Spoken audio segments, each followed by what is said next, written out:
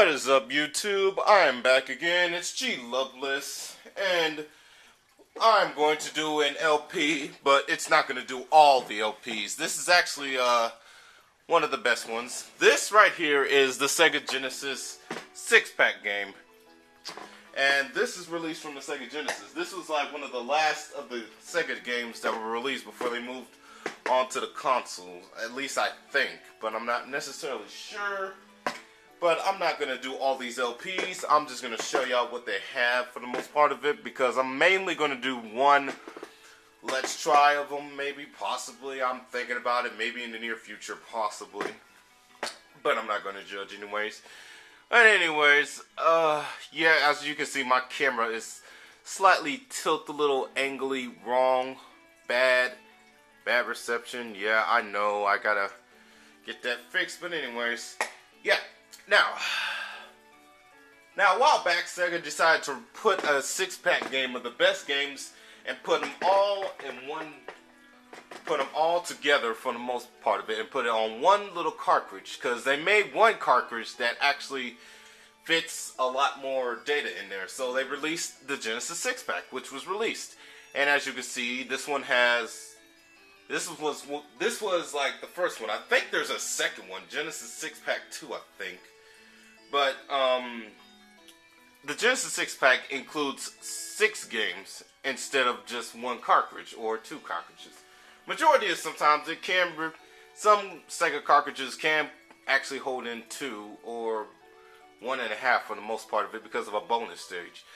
And yeah, the first game you probably see right now, of course you already know, is that it's first one is Sonic the Hedgehog, pretty much Sonic 1 for that matter, because it says there's only one on there, because that state that it's either Sonic 1 or this is the only Sonic game that's going to be on here, because this game releases the most of the best games of all time.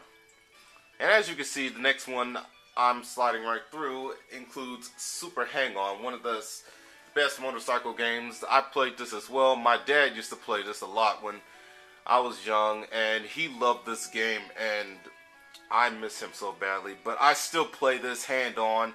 I may do a let's try of this. Another thing that I should mention is that some of the games that were actually released on here are a little bit slightly different compared to the original release home console. So yeah, you might see a few changes in this one. Next up here is Revenge of Shinobi. Now, I played this game when I was a kid, and yeah, I really sucked at this game. I hate to admit it, but I tried my best to even try to play this game. I tried going through the first level. I went through the first level, but the game was just too damn hard. But in majority, it was fun, but in some occasions, you do have to collect items and power-ups you get in the game. You'll find out there's some good weapons in this. The next game is a hack-and-slash game. Kind of similar, 2% similar to Princess Shinobi, but you actually just hack-and-slash and just do a little, beat-em-up style as well, which is Golden Axe. Now, there is a slightly difference between this version that's released on the 6-pack compared to the home console release. This one, however, includes the arcade mode, but it's still 2 players, unfortunately. At least I think, but yeah. This one includes the arcade mode and the original and the regular mode, which is actually the Sega Genesis mode, which was released. And there is also a beginner's mode, which the difficulty is reduced down, however, but you won't get as far. Which kind of helps beginners, for those who like hack and slash and, 4 hits and kill. But yeah. The 5th game, however, is Streets of Rage. This one was one of the best beat-em-up games. I can't compare whether it's better than Golden Axe or Golden Axe is better than Streets of Rage, but they both play the same.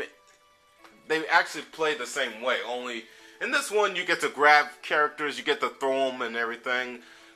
Both Streets of Rage and Golden Axe actually got their own sequels out, which both second Golden Axe 2 and Streets of Rage 2, the difficulties were reduced to easy mode. So yeah, but however, when the third sequel came out for Golden Axe, it was pretty well developed, although the graphics, however, were a little bit off and was later on only ported in Japan. It was later on put in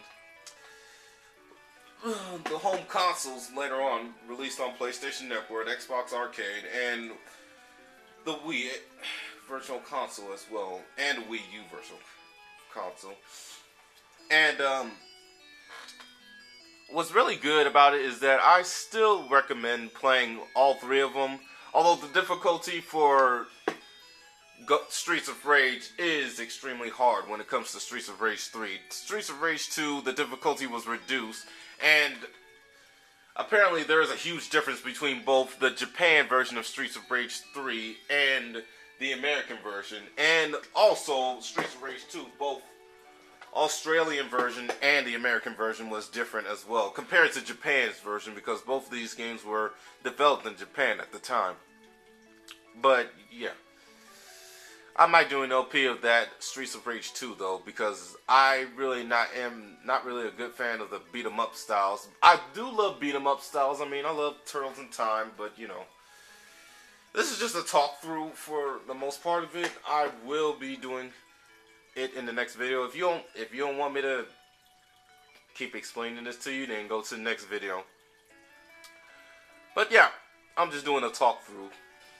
Now, the final game is a puzzle game that was originally going to be released for only the Sega Genesis, but it's called Columns, which is actually a puzzle game that plays the same direction as Tetris right now, and it has, instead of switching shapes, you just switch around the colors and try to match them up, kind of like quest treasure hunts and stuff like that. But you know, you get my drift.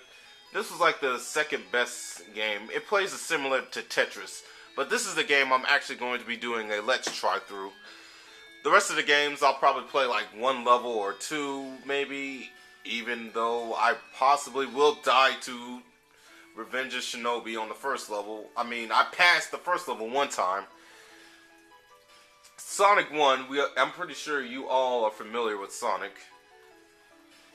And yeah, there will be a let's try of that, but for now, I just want to talk through this and get this over with. That's all I want to say, because the Genesis 6-pack is really highly recommendable. If you find it in a flea market, get it while you still can, because back then the Sega Genesis games were pretty pricey at the time, but this was back in the 90s, 16-bit wars. We didn't have to pay that much money.